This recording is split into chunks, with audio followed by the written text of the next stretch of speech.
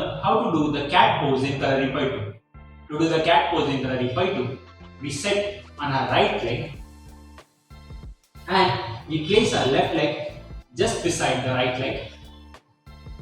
You sit in this posture making an L shape with your leg, and you keep your breast on the right leg and your elbow on the left leg and sit with your back straight.